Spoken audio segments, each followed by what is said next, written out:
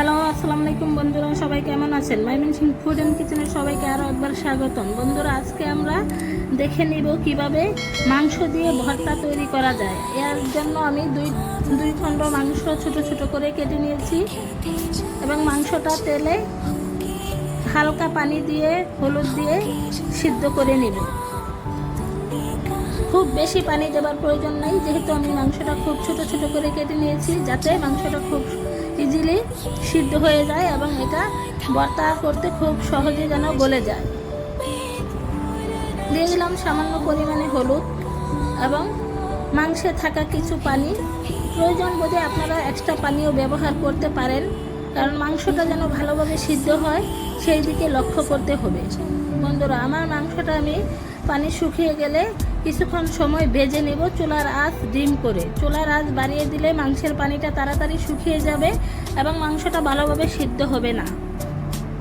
বন্ধুরা দেখেন, প্রায়ই আমার মাংসটা হয়ে আসছে। এই পর্যায়ে আমি সামান্য পরিমাণে পানি অ্যাড করে দিব, কারণ মনে হচ্ছে মাংসটা ভালোভাবে সিদ্ধ হয়নি।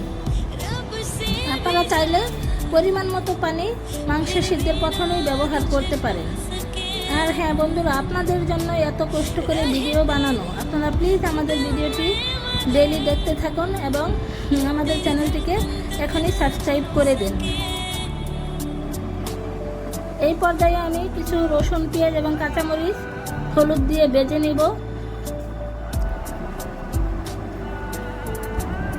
বন্ধুরা, আমার ভিডিওটি ভালো লেগে থাকলে আপনারাও বাড়িতে এই রেসিপিটি ট্রাই করবেন এবং এটার টেস্ট কেমন হয় অবশ্যই কমেন্ট বক্সে জানিয়ে দেবেন। দিয়ে দিলাম 3 থেকে 4 পিস আদা কুচি।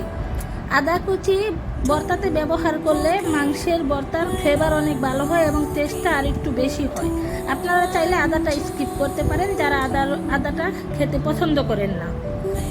পেঁয়াজ কুচিতে আমি হালকা হলুদ ব্যবহার করব, কারণ এতে করে মাংসের কালারটা ঠিক থাকবে এবং ভর্তাটাও দেখতে অনেক সুন্দর হবে।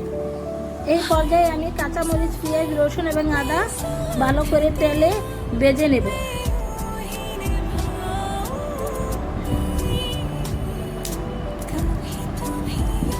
বন্ধুরা, আমার ভিডিওটি ভালো লেগে থাকলে আপনারা কষ্ট করে এখনই একটা শেয়ার এবং লাইক করে দিন।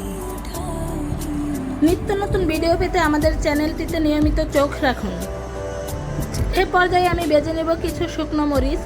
শুকনো মরিচটা আপনারা চাইলে নাও দিতে পারেন, তবে শুকনো মরিচ ভর্তার ফ্লেভার বাড়াতে অনেক গুণে সাহায্য করে। শুকনো মরিচ আমার যে কোনো ভর্তাতে খুবই প্রিয়, তাই আমি এই ভর্তাতেও ব্যবহার করেছি। এই পর্যায়ে আমার সব কিছু ভাজা হয়ে গেছে। এখন আমি মাংসগুলো খুব সুন্দরভাবে একটা পাটায় বেটে নিব। আপনারা চাইলে এটা হাত দিয়েও করতে পারেন, তবে বাটা ভর্তার টেস্ট অন্যরকম হয়।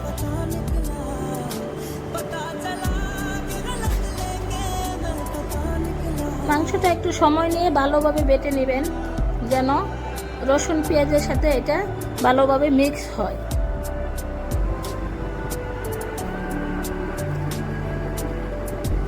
ধৈর্য ধরে আমার পুরো ভিডিওটি দেখার জন্য আপনাদের সবাইকে অসংখ্য ধন্যবাদ এবং নতুন আরেকটি ভিডিও দেখার আমন্ত্রণ জানিয়ে আমি আমার আজকের বক্তব্য এখানেই শেষ করছি। সবাইকে আরও একবার ধন্যবাদ।